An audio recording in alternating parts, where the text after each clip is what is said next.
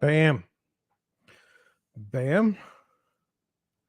How are you tonight? Oh man, I gotta fix something. Sorry. Long time no see, eh? Notice anything different? I do. Oh, let's get this right. It's this.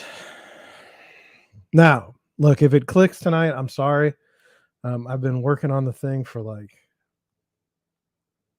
hours today and yesterday. I don't know why it clicks. It's so annoying. I'm so frustrated by it. Um, we've got a lot to go over because I was working on the microphone. I don't have all my other stuff done. I have no outline or no notes to go off of today. I mean, I'm in bad shape. Um, you can just see, I don't know if I can point it out correctly, there, right there. There's all kinds of boxes because I've literally just been taking apart. I've got a whole new audio setup. I'll talk about that. Um, Daylight savings time is annoying. These are the things we're going to talk about. We're going to talk about Twitter, um, and more so like if I can remember because I don't have my notes. How are we gonna navigate Twitter now? Are we gonna put our live stream on Twitter if we're allowed?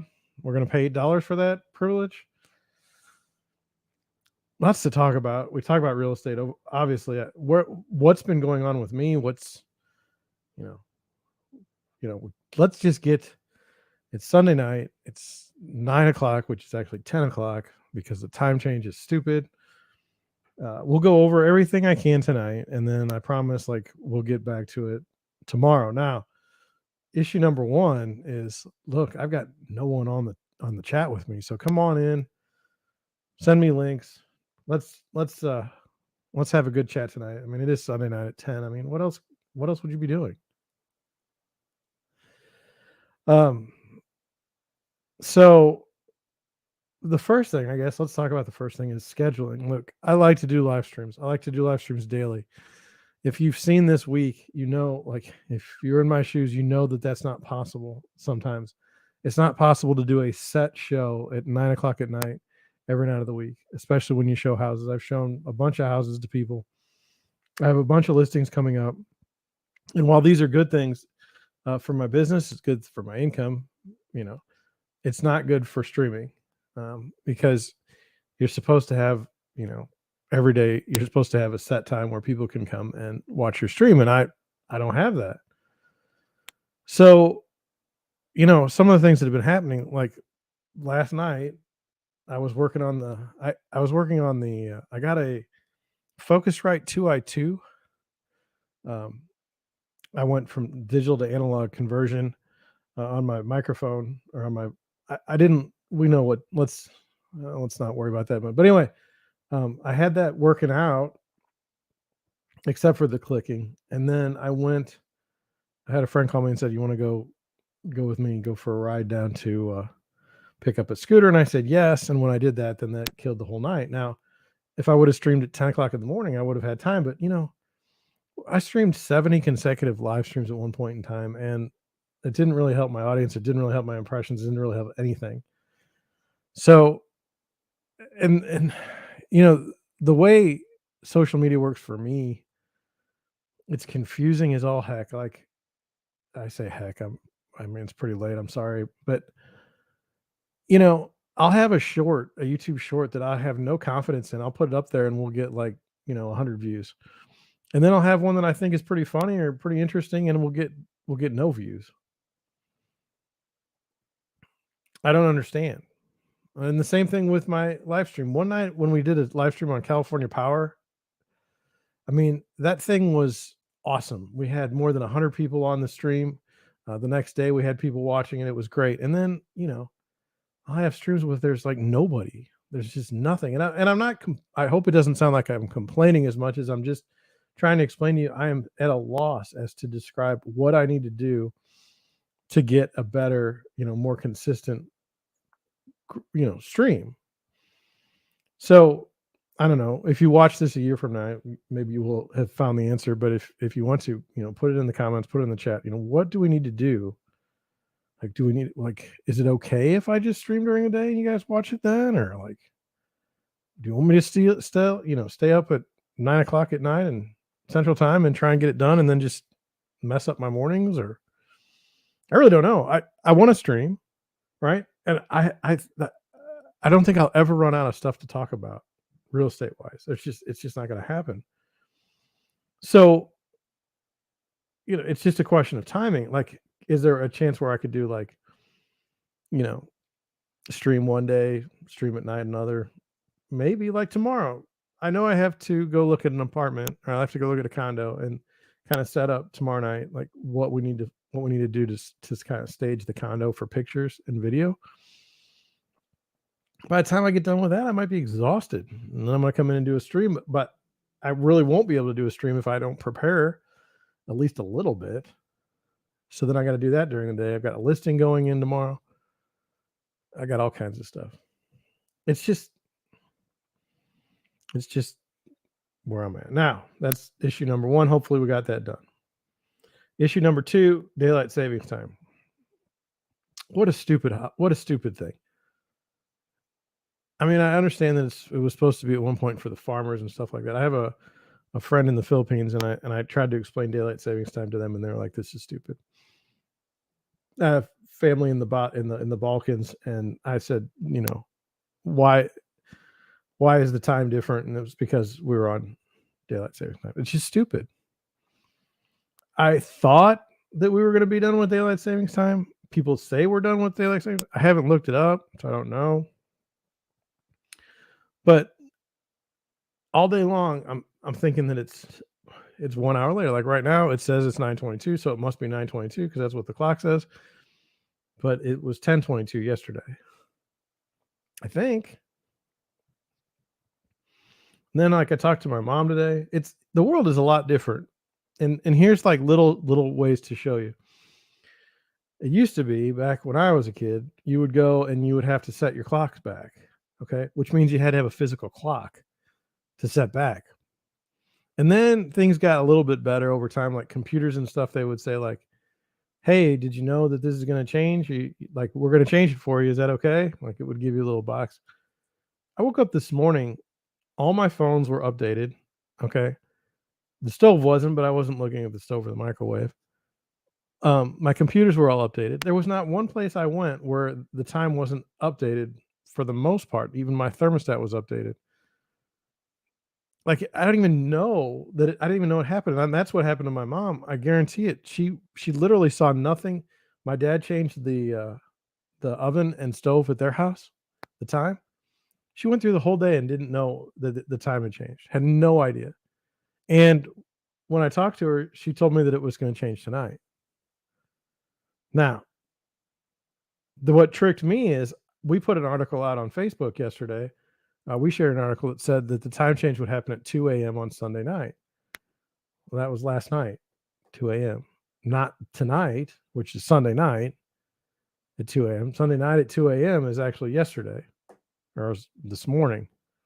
Very, very confusing. And so now for the next couple of days, I'm going to be fumbling around, confused, and then today, just, for fun, when I wasn't working on the microphone, I I was I don't know where you live, but if you've ever had the joy of raking leaves in the fall, it's not fun.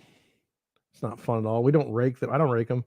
I run them over with the lawnmower twice and then put them in a bag. I don't know. I don't know if that's good for the environment. I don't really care. I just hate it. I'm not a fan of raking leaves. Like, I'd like to work outside.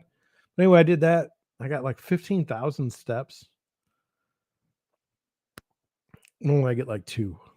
So anyway, did that, then came back down, and I do not understand why this I don't understand why this new system it clips. It makes this popping noise, and I don't know why. I've been working really hard on it. I don't know. Very frustrating. So now we'll go into another topic. Where have I been? Well, let me get a drink because I feel like I'm going to cough.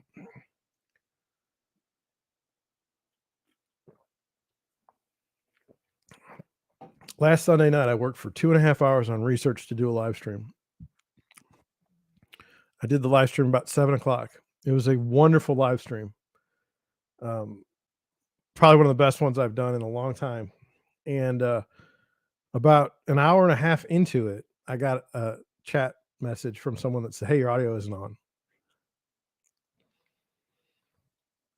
I had literally live streamed for an hour and a half, and not one person had bothered to mention that my audio wasn't on.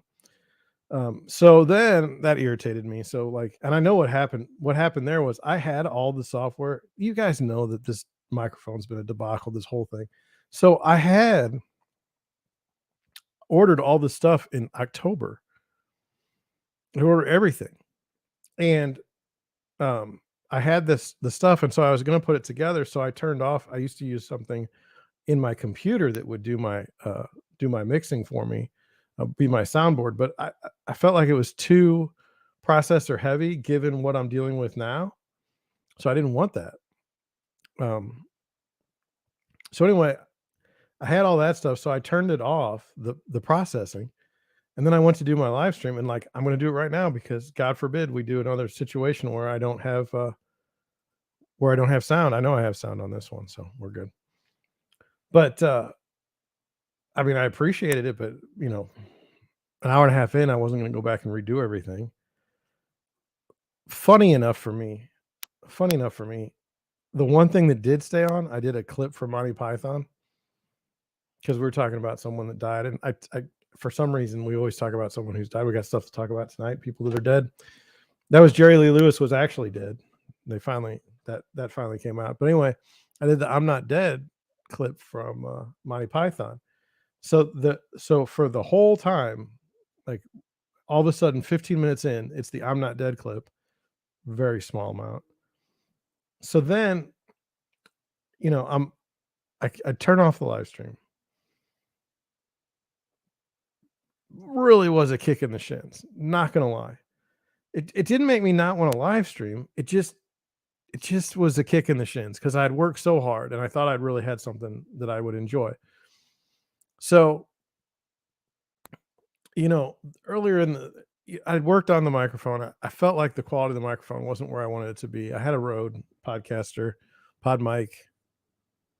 I still have it, but I wanted this particular. This is the Electro Voice RE20 that, I don't know.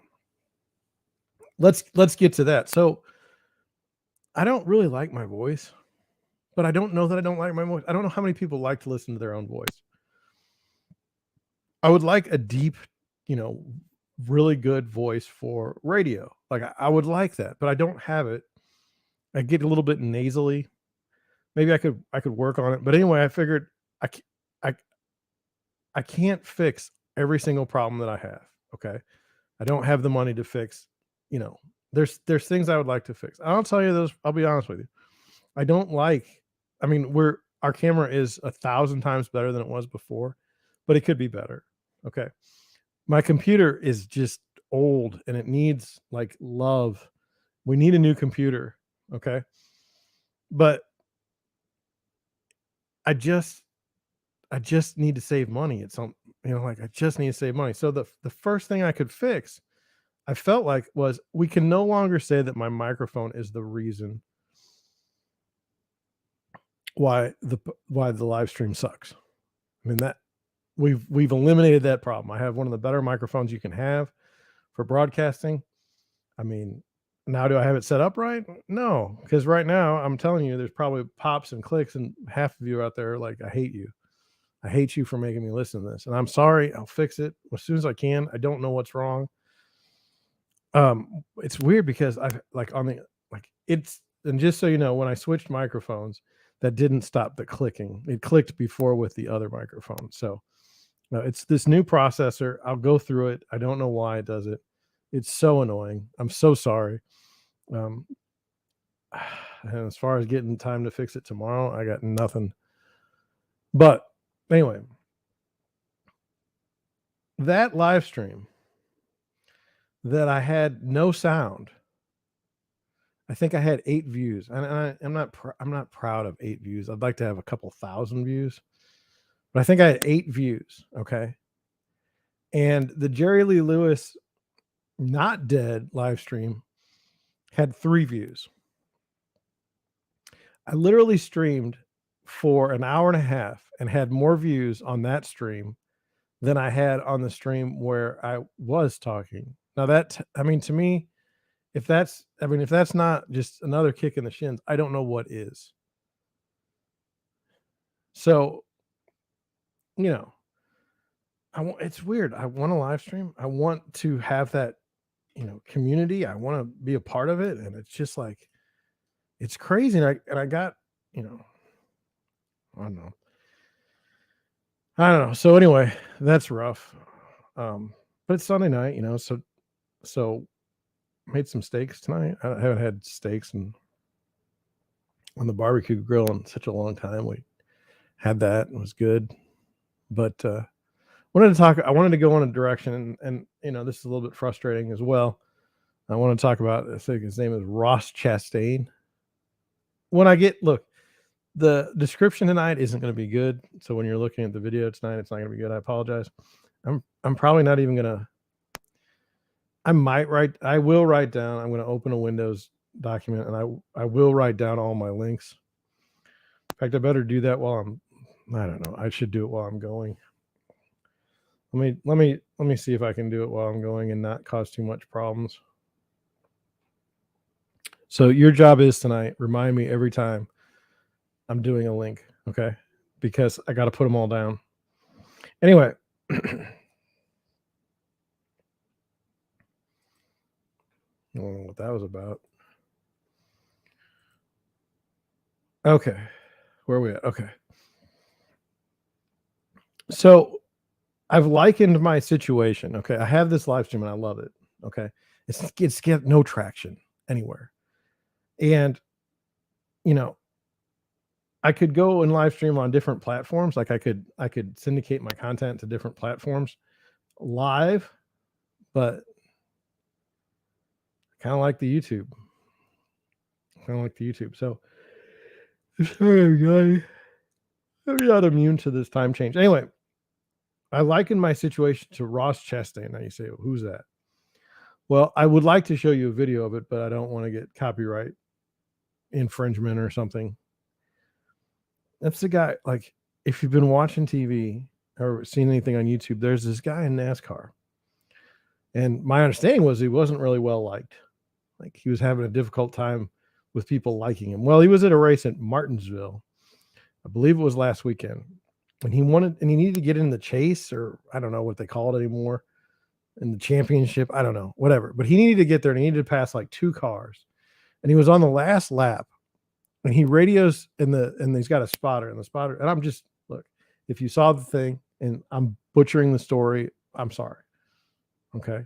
I mean, it was a week ago. What do you want me to do? And I don't follow NASCAR like I used to. So anyway, but there's 1 lap to go. The guy says, the spotter says to me, it's like, you need 2 spots. And the guy's like, I need 2 spots. The driver, Ross. We're going with first name. The spotter's like, yeah. He's like, okay. So he puts the car, like Martinsville's, you have to use the brakes and turn left. I know all the jokes, whatever. Anyway, the guy steps on the gas, puts it in 5th gear, which is his top gear that no one uses at that track, and proceeds to roll around the outside wall and gain 2 spots. So he gets his position, beating one of the cars that he needed to beat. Well, I guess 2. And when you watched it, like, I didn't see it live. Okay. I saw the live call later. The announcer isn't even talking about what happened. Okay. He's talking about the guy that won the race, right?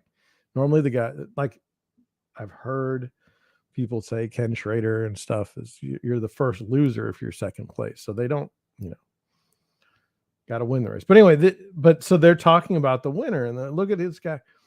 Meanwhile, you see this car just up against the wall, just speeding by.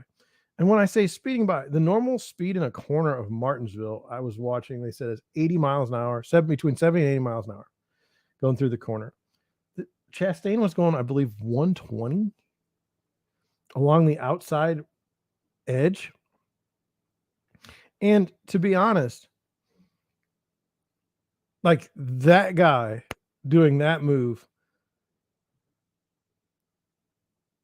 I cannot think of a race car move that is ever going to beat that one. I used to watch NASCAR all the time. I got a little bit tired of, I'll tell you why I got tired of. One, everyone in NASCAR, either their dad owns a massive corporation or their dad was a stock car driver, a NASCAR driver. It's like no regular person, like, and I call myself a regular person. We could drive the freaking tires off a car and we're not getting into NASCAR. It's frustrating. You're watching millionaires act like they're not millionaires, and it's a very weird thing. It's kind of fake, like super fake. I'm just telling you, I don't relate. I don't relate to millionaires, racing cars and pretending that they're from the country. It's just bizarre to me. Anyway,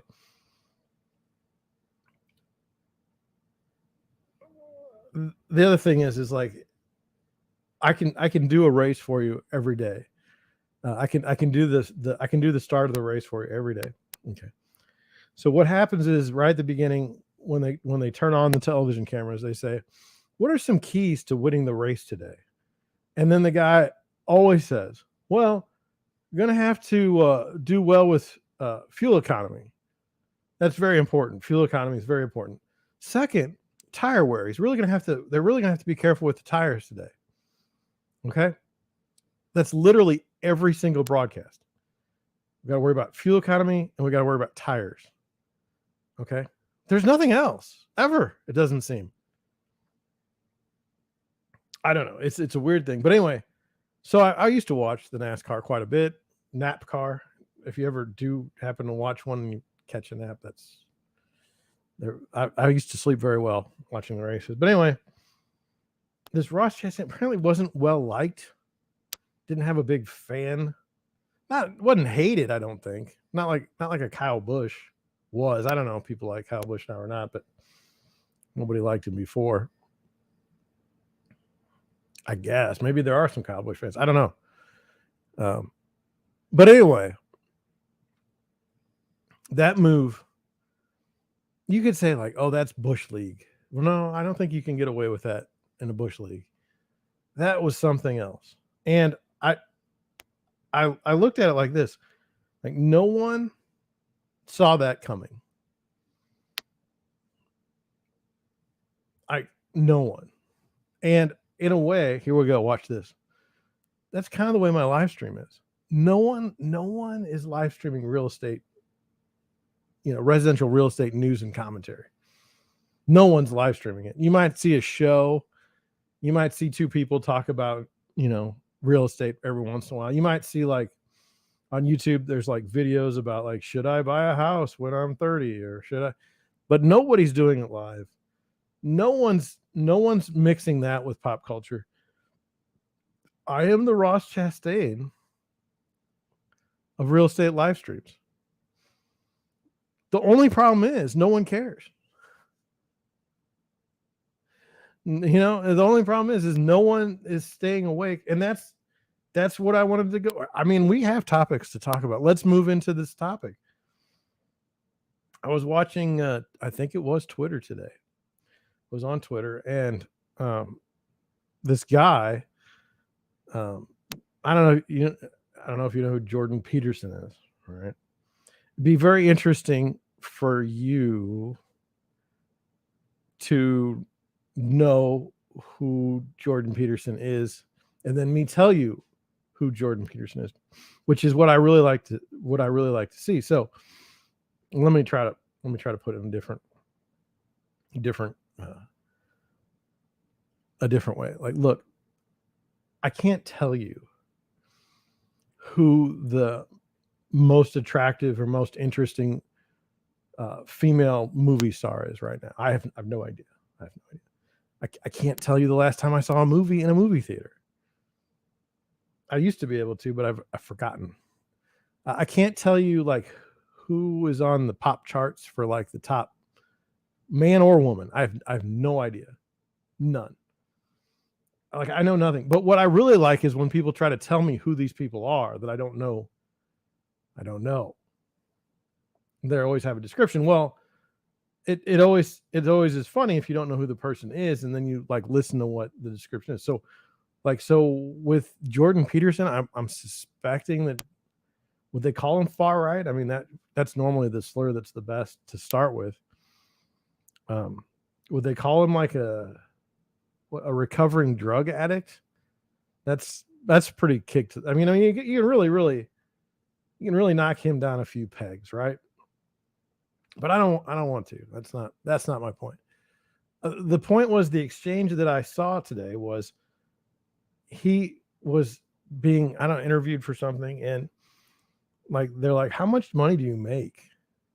How much money do you make, Jordan Peterson? And he's like, well, I make $80,000 a month on Patreon, my Patreon page.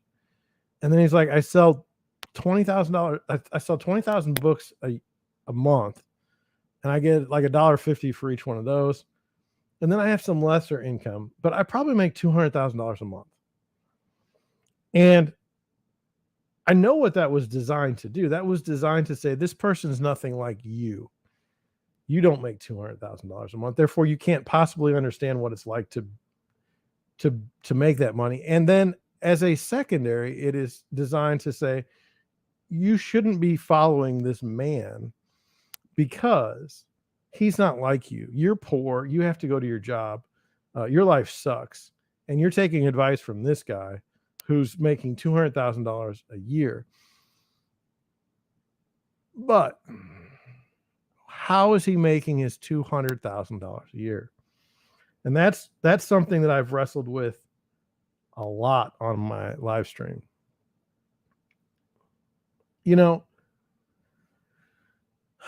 there are topics we could discuss that probably wouldn't get me banned from YouTube, but they would be what I would call like titillating. Not fascinating. They would be designed literally to rile you up as an audience so that you could go out there and fight the culture wars, right? And if you know me, let me give you the example. Let me give you the one example, okay? I'm not a Republican and I'm not a Democrat, okay? I'm not a conservative. I'm not a liberal, okay? You could say, hey, you have a conservative position here. Hey, you have a liberal position here. Hey, you have a Republican position here or a Democrat position here. But I'm old enough where I know the politics. I understand it. Okay.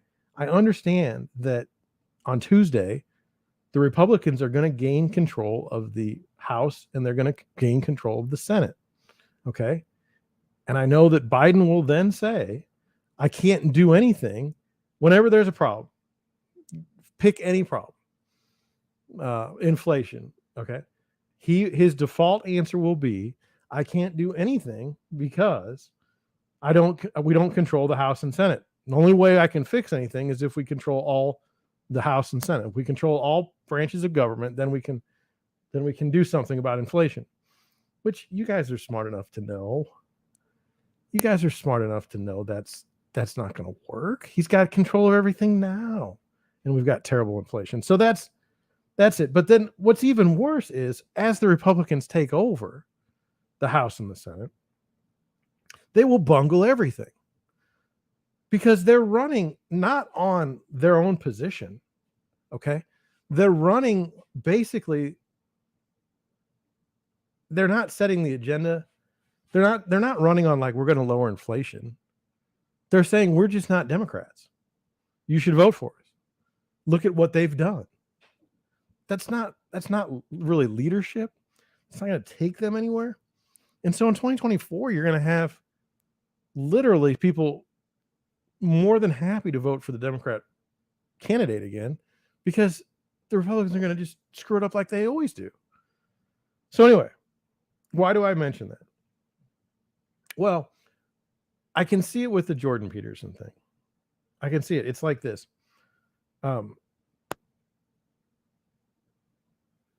It's set up so that you can be upset about things. And being upset about things and being scared and being worried drives clicks and drives revenue.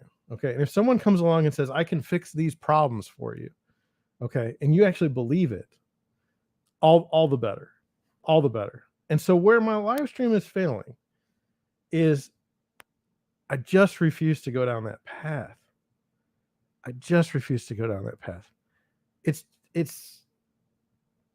just not who I am. And so it's kind of frustrating because I feel like, the Ross Chastain move. I'm doing something that no one else is doing. And there's a reason why no one else is doing, because it's not working. There's no audience. Now you could say, now, and let's be brutally honest here. You could say, John, you just suck at this. You could say, John, if a 21-year-old can be more exciting than you on a live stream, and you're going to get stomped. Well, that's true. That's true. I mean, if somebody sees my, like, what of the let's say 20 people watch my video. Of those 20 people, maybe one of them knows someone else. Maybe one of those people is really, really good at live streaming. Maybe they captivate the audience. Yeah, they saw what I did. They saw what I did, and they just do it better than me. Anyway, we're going to go in a different direction with the Ross Chastain. When people tell you that you can't do something, who are they to know? Like, honestly, I've never seen anything like that. I hope I don't get banned from you. It reminds me of, well, here's a couple of things. One, have you ever seen a car accident? Okay. You see two cars run into each other. There's a terrible sound, and you hope that no one's dead. Okay. And you're glad it's not you. But you don't see cars running into each other every day. And so when you do on the street, you're like, oh my God, like that. I didn't expect that. If you see a car flying through the air upside down while you're driving to work, you're like, I saw this, but I don't believe what I saw. This, like, here I'm dating myself. I can remember, like, I don't remember many things, but I can remember someone said that a plane had flown into the World Trade Center. And I was like, well, that seems weird. So you go and you watch the video. Like, there were computers, and I was at my parents' house. I remember it. I'm watching this plane fly into the building, and I'm like, well, that was probably an accident, right? Because, I mean, I've never seen that before. And who would sit around and think, hey, I want to cause the United States to really, go on a downward spiral. I'm going to fly a plane into a building. Later on, I would say maybe less than a month after that idiot, that guy that I hate and will always hate, I don't remember his name, the shoe bomber. The guy put explosives on his shoes and was trying to light his shoes on fire on an airplane, is the reason why we have to go through security checks without shoes on now. And we can't carry any liquids that are more than 3 ounces on the plane because of that guy. I hope he's dead. I mean, I don't mean it like in a bad way, but I hope he's lived his life and it's over. Because that was just, do you know how many millions of people's lives he's affected? Richard something or other, the shoe bomber. Those were things where, like, I would never think to do those things, but I saw somebody that did it, and now I'm like, wow, that was something. I don't know. My point is that the live stream will continue. We will continue to do better, and hopefully people will watch. But anyway, so what do you think of the microphone? What do you think of my voice? Going well. What do you think of this stream tonight? Haven't been streaming in a week. I don't even want to tell you all the. How do you? I mean, yeah, like we know that the audience isn't huge, okay. But we all like. Do I really want, like, with working with agents? Do I really want them to know what's going on, like, on my end? If they watch the live stream and I talk about a deal, in a way that would give them an advantage, do I really want to do that? No. I will say this: let's talk about the market.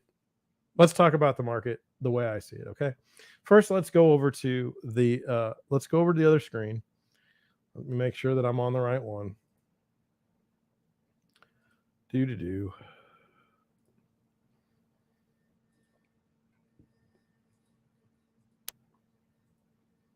Okay. Can you see that? Yes, you can. I hope so. Deerwood Realty. While I was gone, the Fed raised rates another 75 basis points. Okay. That's not good. That's not good. By the way, my Twitter's been a little bit. So we're at 7.29% on a 30-year fixed as of Friday. Okay. Not good. Not good. Okay. So just understand, like, I'm listing property. So what do I think? Oh, well, I'm listing property coming up. We better not go to market too high because no one's going to buy our property. No one's going to make an offer. Let me go back. And if I screw this up today, I apologize. It's been a long day. So I have these buyers, right? I'd say I have like 4 buyers right now. Even in this terrible rate environment, I have people that want to buy houses. And so we're looking at one condo. And the asking price was, let's just say 140. Okay. It was a nice condo. And so I called and I said, hey, do you have any offers? Because we're thinking about writing one. The guy said, yes, we have 12. That was on Friday.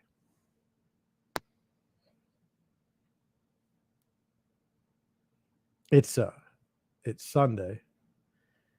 Everything I will read and everything you will see from me indicates that the market is terrible. All across the country, things are just falling apart in the real estate world. And yet here in St. Louis, a condo, 12 offers. Well, what does that mean for me?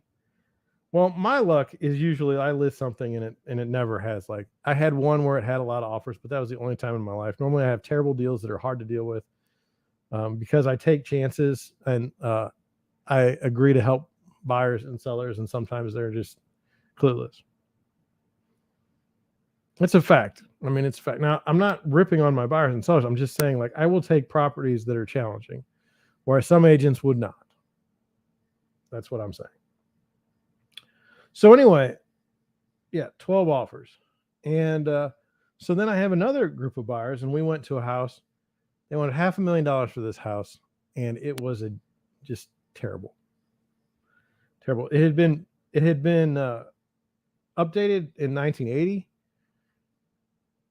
The rooms were, small, no master bathroom, en suite. Just bad. And so then we went to look at another house on Friday, and it was priced $30,000 less. And we were sitting there and we were like, well, man, because we were in the same part of town. So you could do the comparison. We're like, man, this is for $30,000 less. This is a great deal. We should buy this house. The only problem is, and the fact is, I knew it, but I wanted to not believe it. It backed to a train track. And it was an active train. It wasn't just one of those where, like, they don't use the route anymore. It was an active one. And so my buyers left, and I happened to still be there because I was checking my phone, because that's what I do. And it turns out that right when I was getting ready to leave, I heard this rumbling sound, and I was like, what is this? And then I heard these noises, and it was the train going by. And it was like Friday night at like 8 o'clock. And I mean, it was loud. It was terrible. Not good. Not good. So what am I saying there? There's a reason why it wasn't priced too high. But this is what you find when you go in the marketplace. Like, if that wouldn't have been there, if that train wouldn't have been there, that was a decent property. We would have put an offer in on it, even in this market, and we would have had a chance. So what am I saying? On the buyer side, if you're going to go buy a house, you need to go look at all kinds of houses right now and do like some comparison. Don't just go buy anything. And then on the seller side, I still think you should list a little bit conservatively, but what do I know? Right? So that was that. I'm going to do what I said I was going to do, and that is pull down the URLs, so at least I have those to go on.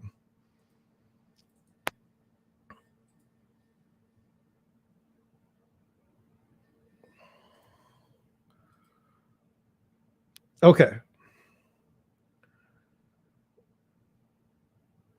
We're going to go on. Something I'm not happy about. I got a text from a friend. See if I can put a spin on this that's, reasonable. Do you see this? This fella, I think what is his name? Aaron. Is it Aaron Carter or Nick Carter? Let me get to the right screen. Aaron Carter. That guy, he's dead, right? But just on that situation, I just feel bad. Was I a fan? No, I wasn't a fan of Aaron Carter. I was older when he was big. Look, he was 34 years old and I'm 46, 45. Found dead in the bathroom. It says Carter, who first found fame as a boy with pop songs like I Want Candy and Crush on You, is survived by his 11-month-old son, Prince. It was released, his debut album, Aaron Carter, was released in 1997. And he performed as the opening act for the Backstreet Boys earlier that year, which, they were really big then. The Backstreet Boys was a big deal. I wasn't a fan. Anyway, so then I didn't know this. He says it was known for his roles on television shows such as Lizzie McGuire on the Disney Channel and Seventh Heaven. And he also appeared on his family's reality series on the E! Entertainment television House of Carters. Didn't see any of that. And then it said the singer received an outpouring of love and support from fans and other celebrities in 2017 after he came out as bisexual. Had no idea. Don't really know anything about that. And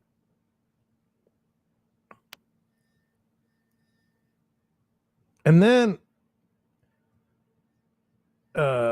it says the singer opened up in 2019 in an episode of The Doctors about his battle with multiple mental health issues, including multiple personality disorder, schizophrenia, acute anxiety, and manic depression.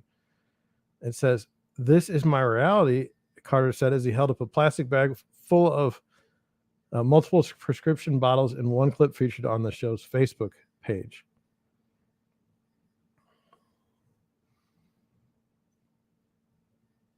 It's like it was a bad deal. In 2017, he was arrested in Georgia under suspicion of driving under the influence and marijuana possession as he and then girlfriend Madison Parker were traveling through Habersham County. The singer later said in an interview that he doesn't drink and denied that he has a drug problem. "I don't need help. What I need is for people to understand that I'm human and that I make mistakes just like every other human in the world, but I would never risk my life or my girlfriend's life."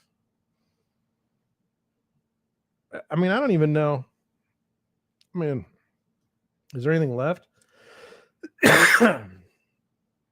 This this obituary is nothing like. We'll go here. Did I write it down? Good. Nothing like reality for me for that particular fellow. He was the younger brother of, I guess, Aaron Carter, who was in the Backstreet Boys, and he was very similar in the sense of, like, do you remember Ashley Simpson?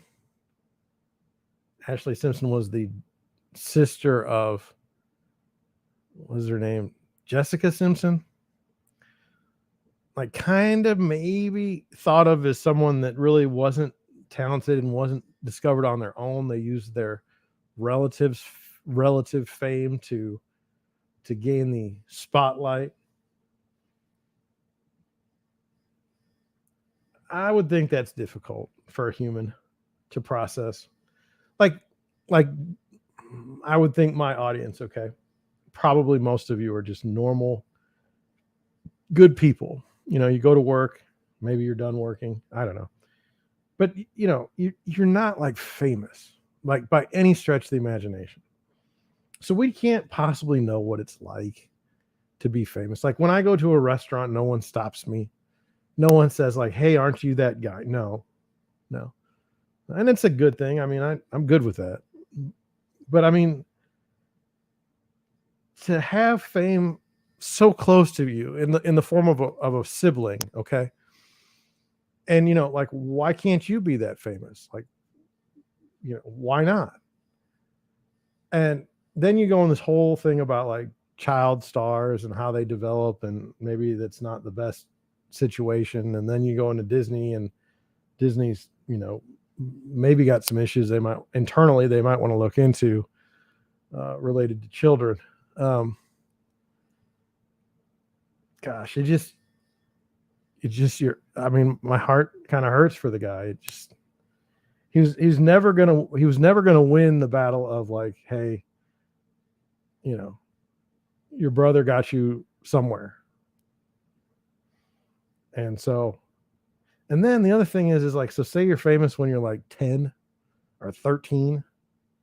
This fellow was 34 now. It's like, you know, no one's really, I mean, I don't think anyone's really out there just like fiending for another album from a guy that, you know, last had a hit in the mid 90s. It's just kind of, it's, and so here's the other thing.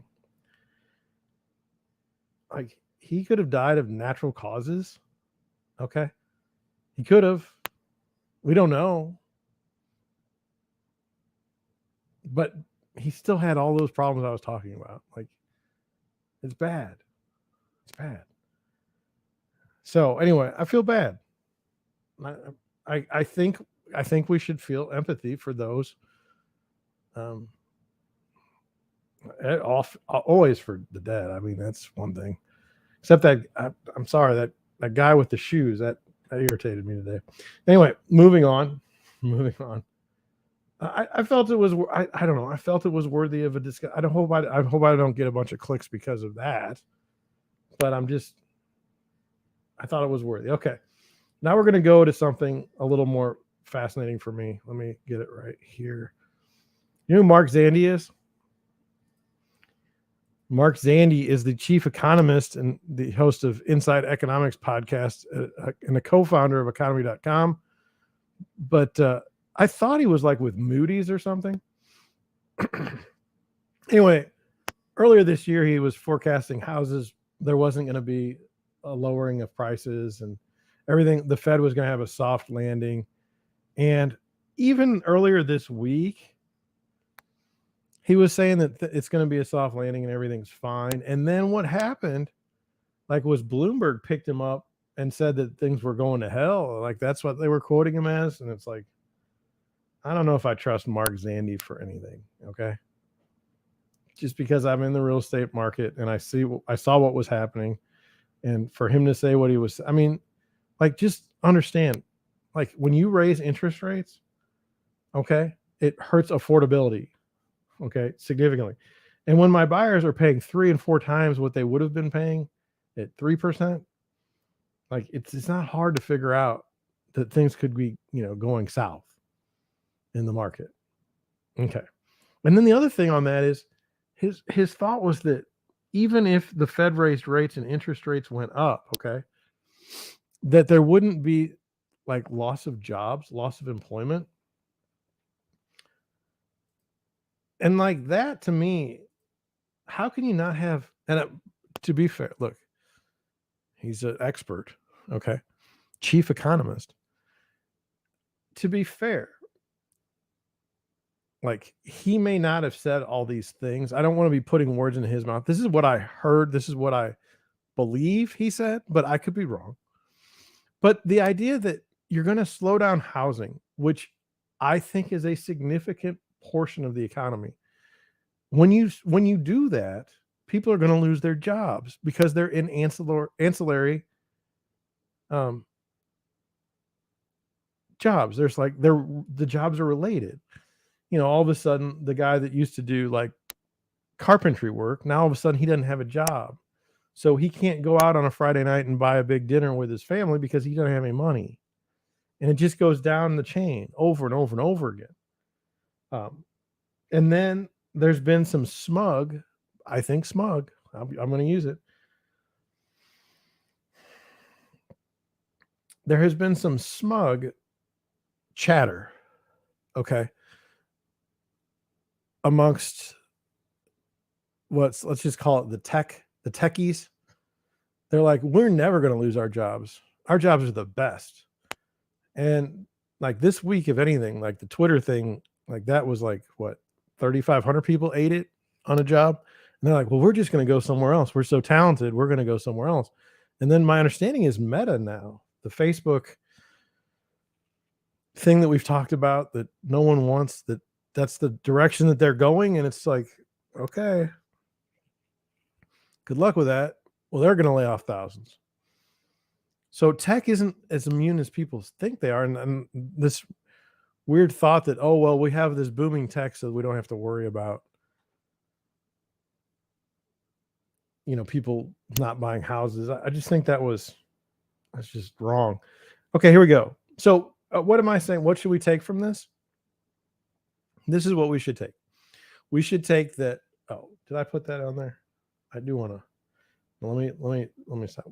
What we should take anything that Mark Zandi says with a grain of salt. He was very wrong about housing to start the year.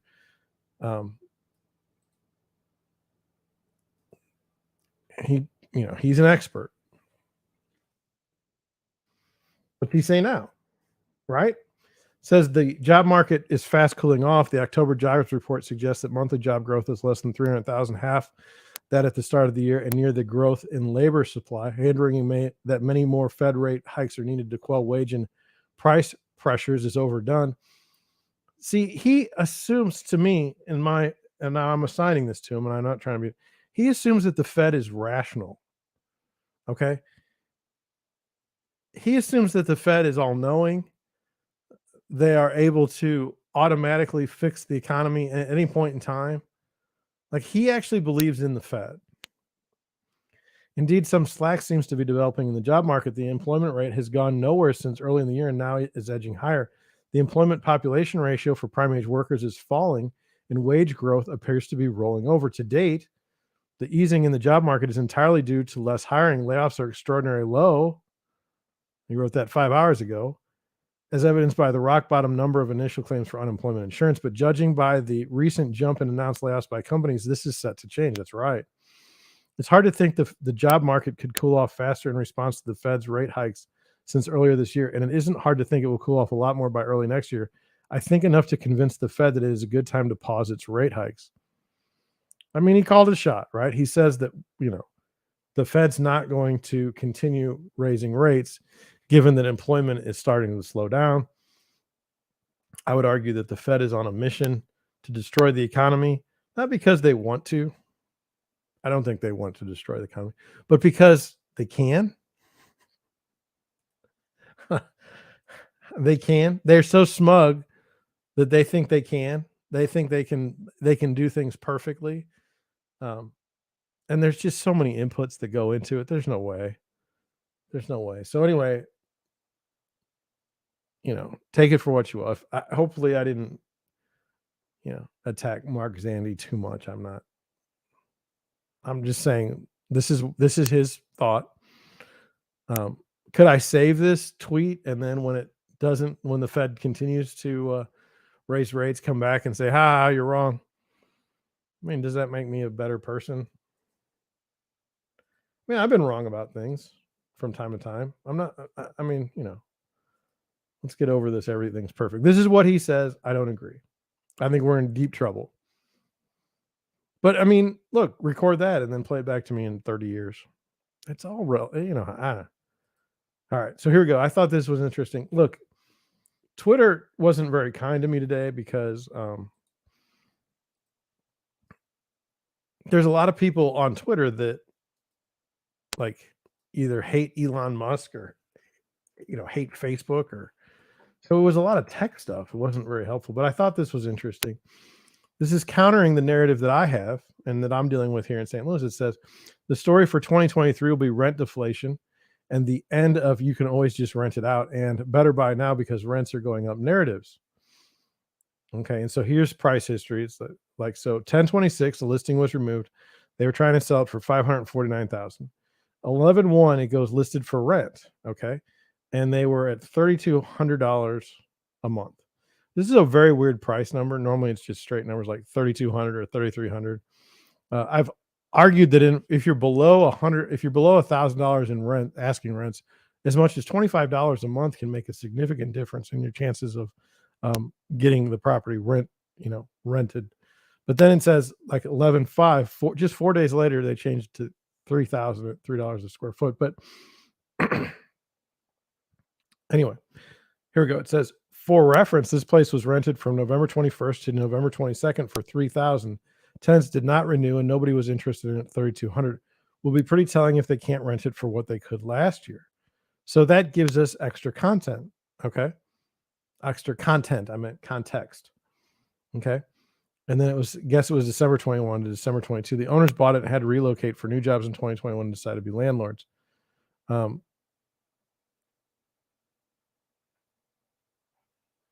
So like right now,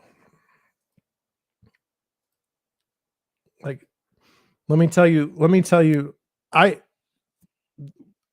don't feel like I have a narrative, which is problematic as a salesman.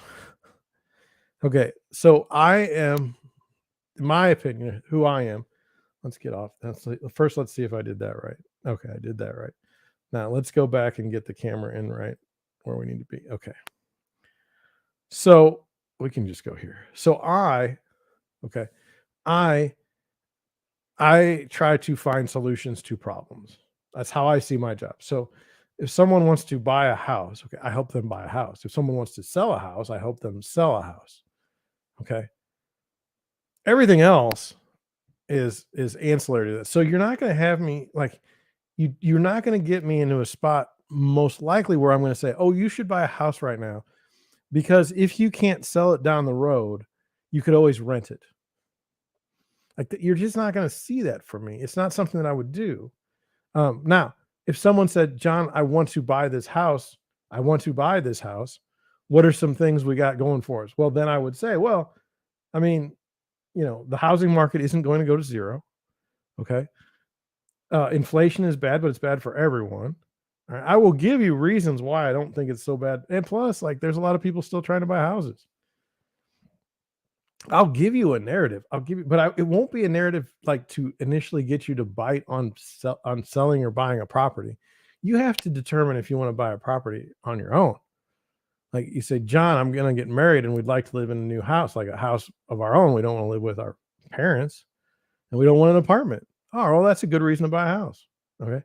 It's not so much like, oh, interest rates are at a historic low and there's tons of inventory and you should go buy a house right now. That's just not how I do things. Maybe I should. So anyway, I wasn't in 2007. I wasn't comfortable with people renting out their properties when they were. I mean, there's a reason why you have investment properties, and renting out your personal residence is usually not like you've got so much into it that you're not going to get it out of as a rental. This is my opinion. Let's move on. I don't want to. Oh, sorry about that. I like this view. Hopefully, you do too. Moving on. I thought this was interesting. All right, here we go. It says the global economy. This is what is the headline? Hyperinflation could cause the worst economic crisis since World War II. Elliott Management warns. So, like, when people tell you, like, down the road, hey, like nobody told us things could go really south. Well, here's an article. It's like, do you choose to believe it?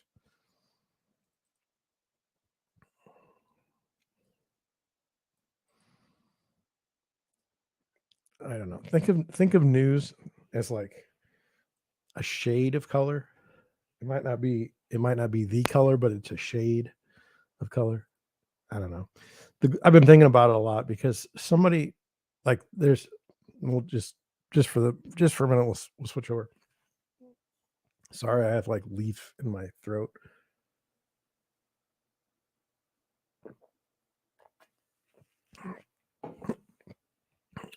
I'm out there cutting grass and I was thinking about Elon Musk.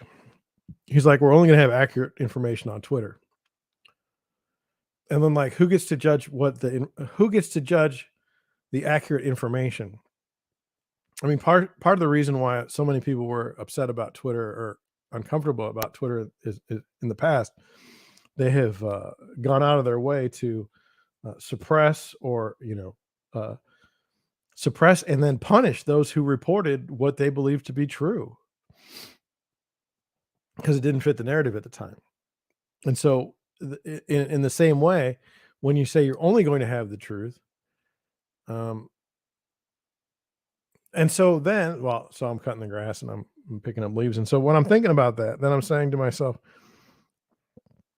you know, why do we assign so much truth to news reports? Like, why? And like, I went back and I was thinking, like, I think the head of the New York Post or New York Times once wrote a story that there were like aliens, like this was in 1910, 1920 or something. And it was like the most read, story out there. And it's totally fake, but it made money. In this case, like, is the economy, are we going to go to hyperinflation? I don't know. Is somebody talking about it? Yes. Could there be a counter argument that says we're not going into hyperinflation? Sure. Sure. Does that matter? No. Let me take it in a different direction. Let me see if anybody's in the chat. I don't want to. Okay, nobody's in the chat. All right. Let's. I don't know if this is. I don't think this is politically charged right now, but I can remember a time when Republicans, Democrats, all they would talk about is healthcare. Okay, and whichever side won, they were going to fix healthcare. Okay, like, do you see anyone, Republican or Democrat, campaigning on healthcare right now? Has your healthcare improved? The quality of your care, has it improved since we were going to fix healthcare? No. Why do you think it's not a topic of discussion? Like, what happened? See, this is where it all kind of ties in. The Jordan Peterson, all these things. It's like you have to jump on a lightning bolt, okay? And then you have to ride the bolt, okay? Like, we don't know what's going to pique the intelligence. We don't know what's going to get the clicks for people, right? We don't know what that topic's going to be. The new top, the next new thing. And so we're sitting here and you know, if you we haven't really talked about hyperinflation that much. But now is that the word that people are going to click on now and that's going to be what drives the news and drives politicians what they're going to fix? All that stuff? Or is it going to be something else? We don't know. Anyway, let's go through it. It says the global economy is at risk of crippling hyperinflation in extraordinary conditions that could prompt the worst financial crisis since World War II, according to major Major hedge fund Elliott Management. Now, let me just say this. We talked about maybe what I would call behavioral economics. We talked about this on our last podcast. Maybe you didn't hear it because the microphone wasn't working. Anyway, this idea that, I don't know. My thing is that there's an emotional aspect to economics or the economy that people tend to discount in the numbers, and it's not right. Like if you don't feel comfortable, like say you want to go to a restaurant, but the steaks cost $100, and you're like, I don't have $100 right now, so I'm not going. So that's a missed opportunity. Like you wanted to go spend $100, but you couldn't because you didn't have it, because you were uncomfortable uncomfortable in the way you felt the economy was going to be moving in the future. You wanted to save that $100. That's an example. Okay. In this particular case, it's possible. It's the guy who runs a hedge fund. The original hedge funds were designed to hedge against, problems in the economy. So it's possible he could be on the short side of a trade and pushing this narrative to try and swing the market in his favor. I'm just putting it out there. I'm not accusing him. I'm just saying, like, let's look at this for what it could be. Like, let's be a little skeptical of all news, right? It says Elliott Management, led by famed billionaire investor Paul Singer, warned clients that extreme conditions present at the current economic landscape have made possible a set of outcomes that would be at or beyond the boundaries of the entire post-World War II period, according to a letter obtained and published Wednesday by the Financial Times. The letter also cautioned that economies around the world are on the path to hyperinflation, a term referring to uncontrollable acceleration of the cost of daily necessities.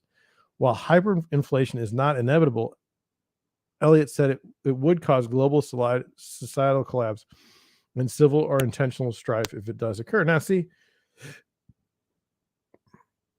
hyperinflation is bad. Global hyperinflation, I mean, that's just like terrible, right? No one's arguing that. Like, isn't it obvious that that would be the case? Now, predicting global societal collapse and civil or international strife, I mean, we already have international strife right now. Okay. Elliott Management is one of the world's most well-respected hedge funds with approximately $56 billion in assets under management. Elliott's bets are up more than 6% this year, and the firm has recorded an annual loss just twice since 1977. I was born in 1977. The market has been under intense pressure this year. Now they're giving us some backfill. Intense pressure this year as Federal Reserve rapidly tightened interest rates in a scramble to lower inflation. The Russia-Ukraine war has added to existing supply chain difficulties and caused a jump in food and commodities prices. Yes, it has partially done that, but there's also other reasons why food and commodities prices are up. Fed's benchmark rate is its highest level since 2008. The U.S. inflation rate has fallen slightly from its peak over the summer, though it ran at hotter than expected 8.2% in September. The Florida-based entity noted that current conditions are uniquely dangerous even when compared to past financial crises, such as the Great Recession in 2008 and the 1970s inflation surge. Investors should not assume they've seen everything. And then they asked the guy, he's like, I'm not going to talk about it. I just put the letter out there. Elliott stated that markets face an array of frightening and seriously negative possibilities, with a 50% decline in equities a normal potential outcome given the risks. I do think the stock market has to be in trouble when you're going to see, my opinion is, I feel like my opinion is that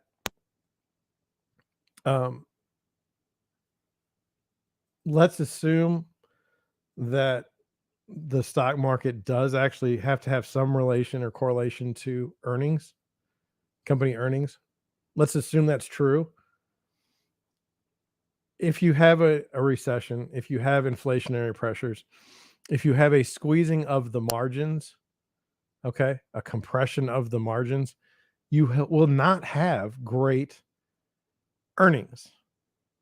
And therefore, the stock market as a whole should probably have to go down. Now, 50%, I don't know that, but I do think that's not unreasonable to make that thought, take that to its, conclusion. Said the firm also took aim at the Fed and other central bankers, accusing policymakers of exacerbating the current trouble and being dishonest about the root cause of the decades high inflation currently plaguing American consumers.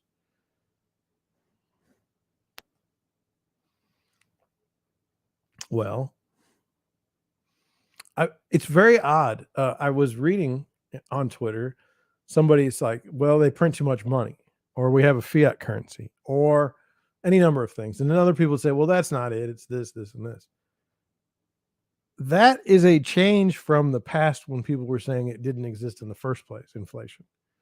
So someone's like myself in January, look, we've got to get this under control, this inflation. This is bad. Inflation is the worst thing that can happen to the middle class and to the poor, the rich, the wealthy. They have money, they don't care.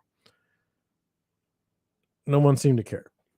I'm not saying I was the first person. I'm just saying I was upset about it in January. Didn't have any traction.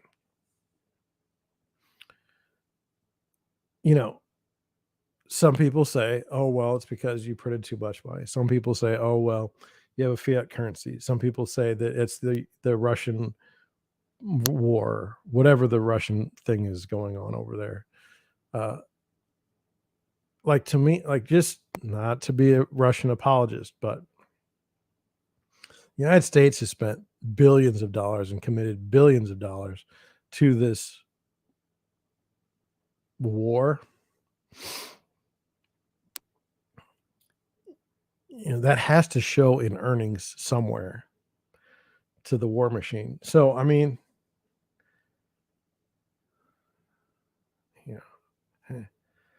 some industries are going down. There's got to be some industries that are super hot right now. How is Raytheon doing? I haven't checked. Are they doing poorly? Anyway,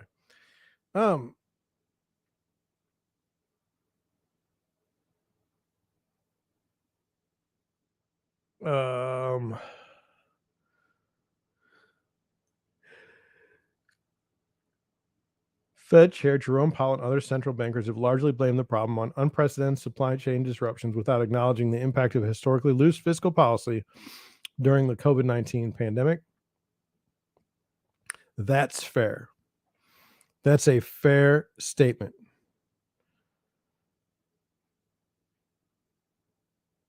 Anyway, how do I put this? If we do go down the path of hyperinflation, world hyperinflation, we're all screwed. It doesn't matter how much savings you have. It doesn't matter. We're just all toast, except for the wealthy. So I don't know that you're going to protect against hyperinflation. Thought this article was interesting. Now, I do have two from Zero Hedge, but they're days apart. So this came out today.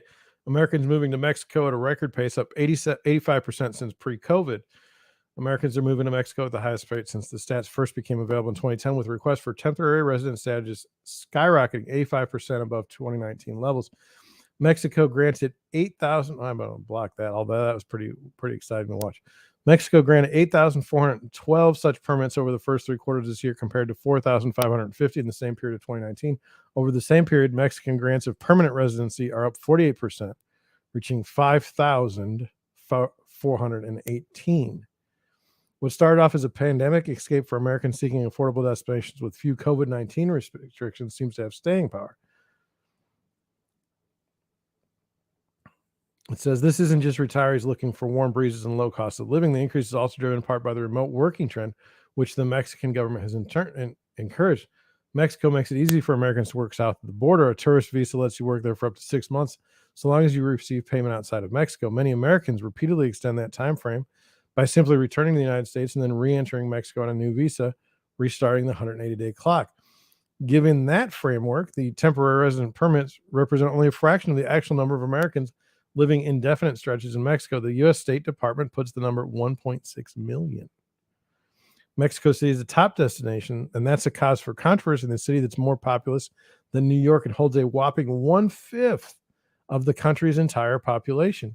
The rise in Americans staying longer troubles some locals concerned about the cost of living, especially in some of the historic neighborhoods that are prime destinations in Mexico City. Social media is rife with complaints about the so-called digital nomads and their supposed impact on rising rates. Huh. Well, what do we, I mean, huh. Now, to me, I mean, they got 1.6 million, or 8,000 of them were granted permanent citizenship. I mean, 8,000, like for our border, for the Mexicans to cross our border, that might be like a week of people. Just saying. It says the Mexico City government is embracing the influx of spenders with open arms. Last week, city officials announced an initiative with Airbnb to promote the city as a great place for remote workers. We want to promote even more. Who tried to said the mayor, who tried to allay fears that the stream of Americans were nudging rents higher. Most digital nomads favor expensive neighborhoods, she argued, such as Condesa, Roma, and Polanco.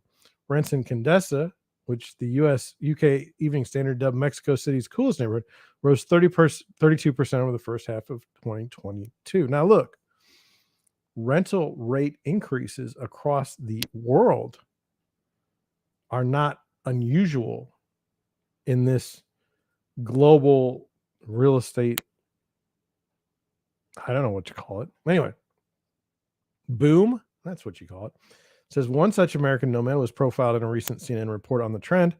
Eric Rodriguez, a 37-year-old economic development analyst for U.S.-based agency who speaks a little Spanish, moved to Mexico City to save money and enjoy the lifestyle. In doing so, he moved from a studio apartment in San Diego to a one-bedroom apartment in Mexico City and slashed his rent from $2,500 to $800. On the other side of the coin, the same report told of the story of a family restaurant that was priced out of the trendy Roma neighborhood after being a fixture there for 54 years. Prices are much higher, said one of the 5 siblings who'd taken over the business from their father. It's difficult because a lot of these foreigners come and they have a bunch of money to be able to spend on these apartments and rents. I don't understand that. Like, I don't understand why if prices are much higher, is he leasing property? They'd own the, they've had the restaurant for 54 years. It's a trendy place. Normally you can get more money for food in a trendy place. Others complain that the latest wave of Americans make little effort to learn Spanish and expect the employees at restaurants and shop they patronize to speak English. It's not as though there's an interest to participate and understand the local culture here. One local told at CNN. So here's let's put it all out there. My wife is from Bosnia. We went to the Balkans for 3 weeks. I have tried to learn Croatian, Serbo-Croatian. Okay. I have the television stations. I've straight from the Balkans, piped into our house. I've tried and tried and tried. I also run a couple businesses, and my Bosnian sucks. Okay. Sucks. When I went there, people were very, very nice to me. I could not have made it through without my wife. I could not have made it through. But people tried. People made an effort, and I appreciated it. It was very welcoming. People picked up. They knew a lot of English. They may not have spoke it, but they'd seen movies and everything like that. So I'm not gonna, like, my wife's, brother doesn't speak any English or very little. And, he was just so nice to me. People in the stores were so nice to me. So I get what they're saying. I want to learn the language. I just haven't gotten it down. I want to know the culture better. Just haven't gotten it down. I would say, hey, I don't think that's for this complaint. I don't think that's the right complaint. Be happy somebody's spending time to want to go to your country in the first place. It says, despite the discontent, don't expect the Mexican government to start building its own wall anytime soon. Americans in Mexico generated $11.5 billion in revenue for the country in the first 5 months of this year alone. And that's kind of where I'm at. What do I want to say? I want to say that isn't it fascinating when the shoe is on the other foot? People escaping Mexico. I don't know so much as Mexico, but South America to come to the United States. Okay. You always get that. You always get that narrative. You always get the narrative from people that are pro illegal immigration. Why don't we build a wall on the Canadian border? We're just being racist. I always think that's a funny thing to say. Because I mean, I'd put a wall on both. I wouldn't think anything of it. I totally agree with that argument. In fact, why wouldn't you have a strong border on both the North and the South? But it's fascinating to me. Like, I don't know if you've ever read Mexican citizenry, like what they're allowed to do, and not so much, not so much. If you're not even allowed to own land if you're not a Mexican citizen, so I don't even understand that concern. But I don't know. I mean, it's a very tough thing. I don't want to get into the resorts down there. It's just a bad deal. 2 more articles and we're going to do them tonight. You know why? Well, there's no one here. Might as well. Maybe there is. I don't know. I've turned the count off because it just got depressing. This is the second one from Zero Hedge. It says spiking rates and plummeting affordability have priced low income homeowners out of the market. It's true. It's true. This was on November the 1st. Remember, I told you that there were a bunch of days between them. It says just days ago, Zero Hedge reported that rent-controlled vacancies in New York City have soared, and it should also be no surprise that just yesterday they wrote about the mansion outside of Philadelphia that cost $35 million to build, but recently sold for $9.26 million. That's because indications are that Philadelphia, like many other home markets in the Northeast, is seeing ownership rates collapse. My friend and Philly-based realtor Kira Mason wrote this past week about how I follow her on Twitter about how the city's affordability issue just got a lot worse relative to where it stands against other northeastern cities. These are her thoughts. Philadelphia has long been praised for its affordability when compared to other cities in the Northeast, due in large part to relatively low-cost housing and some very compelling grants and other regional loan programs. It has a higher percentage of individuals living in homes than they own than do D.C., New York City, Baltimore, Pittsburgh, and Boston. But despite higher levels of home ownership, a key element of wealth building, where 23% of Philadelphians live below the poverty line, double the U.S. average. Homeownership is an important piece of keeping that number from getting even higher, and I fear and suspect that the shift taking place in the housing market today will further stratify the Philadelphia that is also starkly divided along class lines.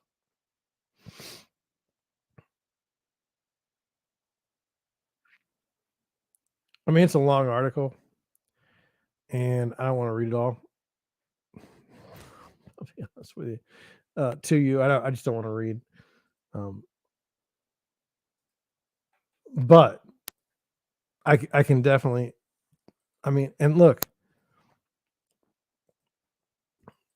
this article could be written a number of different ways. You could write this headline. You could say, inflation has priced low income grocery shoppers out of groceries, or inflation, or high fuel prices have caused people to not be able to afford cars.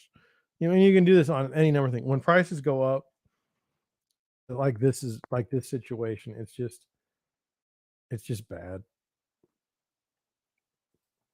Just bad. I'm just setting up my computer because I want to make sure I have my links.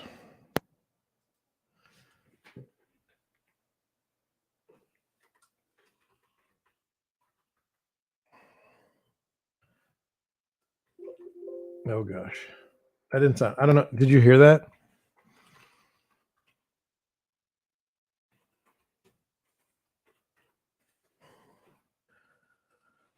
Okay. One last article for tonight. Then I think we'll shut the old shut the old stream down.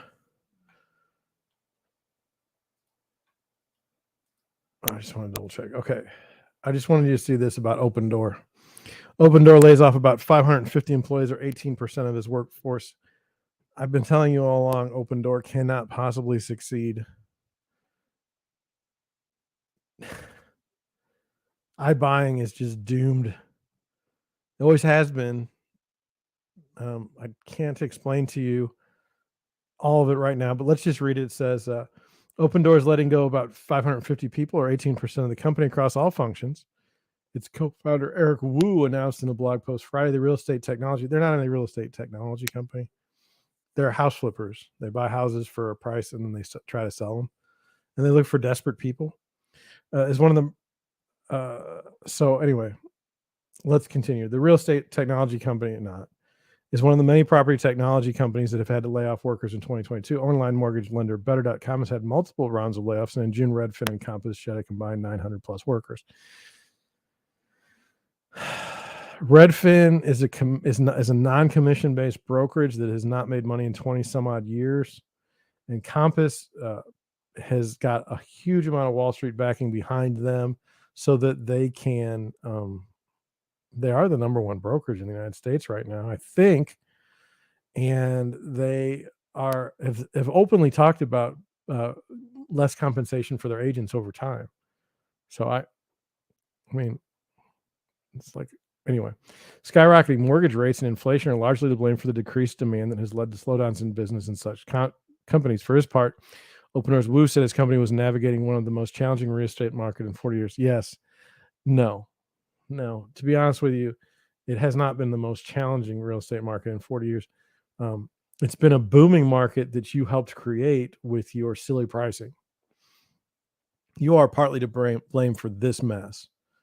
In his blog post, the executive said that his company over the past 2 quarters had worked to reduce its operating expenses, and they do, man. Like if I try to get a showing, I have to call like India. It's just stupid. Prior to today, we scaled back our capacity by over 830 positions, primarily by reducing third-party resourcing and eliminated millions of fixed expenses. We did not make the decision to downsize the team today lightly, but did so to ensure we can accomplish our mission for years to come. Well, as long as you've got Wall Street money just lined up behind you, you're never going to have a problem. I don't care about that. Company also don't care about that. Opendoor went public in late 2020 after completing its planned merger with SPAC Social Capital Holdings. The 8-year-old company closed its first day of trading on the NASDAQ stock exchange at $31.25, well above the $10 share price at which Social Capital sold shares in April 2020 initial public offering. At the time of writing, today's shares were trading at $2.48, only slightly higher than the 52-week of $2.26. This means the company is valued at just $1.56 billion, down from a valuation of $8 billion in 2021. Exactly. These companies do not scale properly. They just don't. I blame Wall Street for being dumb enough to keep believing this stuff, but whatever. I mean, who loses out on this? When it comes to venture capital, see, this is the joke. This is the joke. You get venture capital for this, okay? So it doesn't matter. It doesn't matter what you do, like in the real world. Your share price could go to like $1, and no one would care because you keep getting money. It's crazy. Opendoor last raised $300 million at a $3.5 billion pre-money valuation in March of 2019. Over time, it has raised about $1.3 billion in funding and nearly $3 billion in debt financing to finance its home purchases. Investors in the company include General Atlantic, the SoftBank Vision Fund. Anytime you see SoftBank Vision Fund, question that. I've noticed them in real estate deals in this prop tech space, and they just keep getting hammered. Why is that? Are they just bad? I don't care about the rest of these people. Anyway, Opendoor, 18%.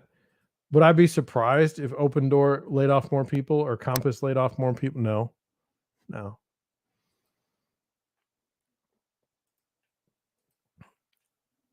It's a business model that it's existed for many, many years before these people got involved. And it's not really that technologically based. You have to have some level of common sense. And the people they put in charge of things at the local levels, they're not as sophisticated as the investors that are already in the market. That's not good.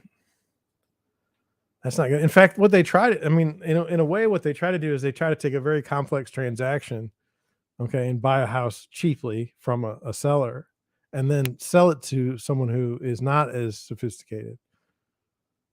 Doesn't make any sense. Doesn't make any sense. With that, all I can say is hopefully the popping sounds are not as bad. Hopefully you like the mic. I forgot what it's called. It's the RE20 Electro Voice. They've been around since the 1960s, I think. Hopefully my plosives aren't bad. I don't know. I'll check the broadcast tomorrow morning. I'm exhausted. It's almost 11 o'clock here, my time, which means it's like midnight. I can tell the 13-year-old is awake right now, so she's not going to be going to school very happy tomorrow. I don't know about my wife. I can't hear her, but I'm done. Hey, I hope you enjoyed this. If you watch it tomorrow, and you did, like, could you subscribe? I'm at 111 subscribers. It's wonderful. By the way, thank you for subscribing. 111 subscriber. I appreciate that more than you know. I'd like to get to 1,000 subscribers. I'd like to get monetized. I'd like people to watch. If you want to know about real estate, or if you at least want to think about real estate in different terms, if you want to reframe the residential real estate market, in a way that you can maybe understand it, in a way you can navigate it, this is the perfect show for you. I mean, there's no better show to watch than this. So, there's that. If you want to ask questions, you've got the ability to chat with me right in the setup. I don't know. I'm gonna head out. Thank you for watching. Thank you for listening. I'll catch you on the next one, hopefully tomorrow.